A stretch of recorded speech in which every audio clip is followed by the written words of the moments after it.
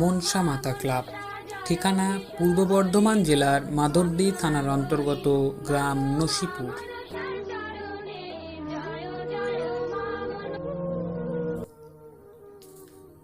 গুরুজনদের মুখে শোনা যায় এই প্রতিষ্ঠানটি বিগত 100 বছর আগে রয়েছে। প্রথমে এখানে একটি খেজুর গাছ ছিল এবং এখানে পাড়ার ছেলেরা ফুটবল খেলতে আসতো। সেই কারণে তখন থেকেই এখানে ছেলেরা মাঠে নামতো খেলতে। খেলতে নামার আগে প্রণাম করেই নামতো ও মানত মা মনসা দেবীকে। যথাযোগ্য স্থানে সেই সময়কাল থেকেই মনসা মাকে স্মরণ করে ছোট্ট পুজো করা হতো। পরবর্তী প্রজন্মের বালকগণ এখানে পূজা আরও বড় করে তোলে। নিয়ে আসা হয় প্রতিমার মূর্তি বিগত 14 বছর ধরে। এবছর মানে 13ই ভাদ্র 1430 সাল 15 বছর পূর্ণ হলো। মায়ের আগমনীতে নাড়া দিয়ে ওঠে ক্ষেতের ছোট্ট ধানের চারা গাছ। সূর্য তখন মনে হয় ওই পূব উত্তর কোণে ওঠে। মাও জানান দেয় আর কিছুদিন বাদই আমার যাওয়ার পরই আবার ঠিক দুর্গাপূজা। ঠিক ওই সময়েও পড়ে রাখি পূর্ণিমা। মায়ের জন্য কেউ 1 মাস আগে থেকে ছুটির জন্য অফিসে জমা দেয় কাগজ। কেউ বা ওই 2-4 দিনের ছুটির জন্য 7 দিনের কাজটা 3 দিনে করে। ধুমধাম করে শুরু হয় পূজা। মনসা মাকে আনতে যাওয়াটাও একটু অন্যরকম। সেই 2 কিলোমিটার দূরে।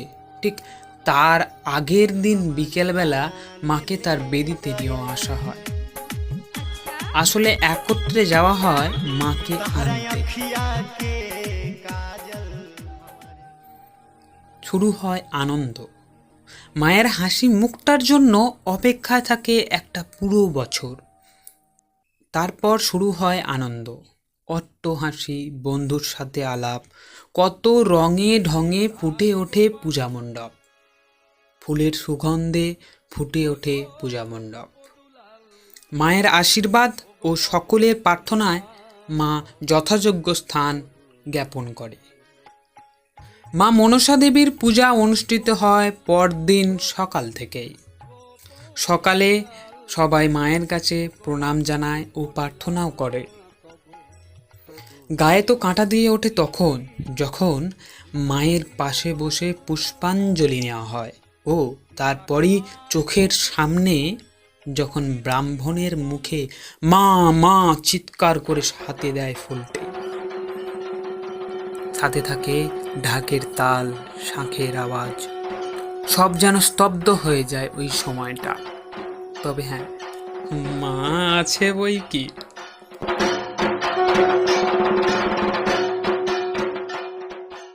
এভাবেই হতে থাকে পুজো।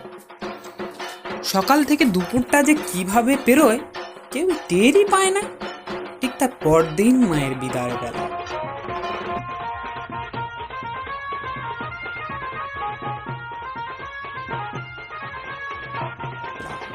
সবই ঠিক ছিল, তবে এখানে আর সহ্য হলো না। কষ্টে বুকটা ফেটে ওঠে। মাকে ঘোরানোও হয় গোটা গ্রাম। সন্ধ্যার আগেই মায়ের বিদায় বেলা। সব কষ্ট ত্যাগ করে মায়ের হাসি মুখটির দিকে তাকিয়ে আনন্দ করতে থাকে সবাই। সাথে থাকে মা মনসা দেবীর পূজার ঢাক। আনন্দের জন্য থাকে বম, ব্যান্ড, বাজনা, ডিজে। কত না রঙেই ফুটে ওঠে ওই দিনটি। কতই না নাচনা নাচে সবাই একসাথে। শুধু মায়ের মুখটা দেখে, মায়ের হাসি মুখটা দেখে কষ্ট যেন হচ্ছেই না, বরং আনন্দেই নাচছে। তবু বিদায়বেলা প্রণাম করতে গিয়ে থমকে যায় সব। কেঁদেও ফেলে অনেকে। তবু জোরহাত করে মাকে বলে, মা গো, আসছে বছর আবার হবে, মনসা মাতা কি যায়। এই ডাকটা যেন গোটা বিশ্বই শুনতে পেল। আবারও বলে ওঠে, আসছে বছর আবার হবে, বলো মনসা মাতা কি যায়। শূন্য হয় মায়ের বেদে, দীর্ঘ 1 বছরের অপেক্ষা। আবারও এক বুক ভালোবাসা নিয়ে এসো মা এই মণ্ডপেই। এসো মা, কিন্তু অনেক আনন্দে কষ্টেই থাকবো পুরো 1টা বছর। মা, মা, তুমি ভালো থেকো। জয় জয় মা মনসা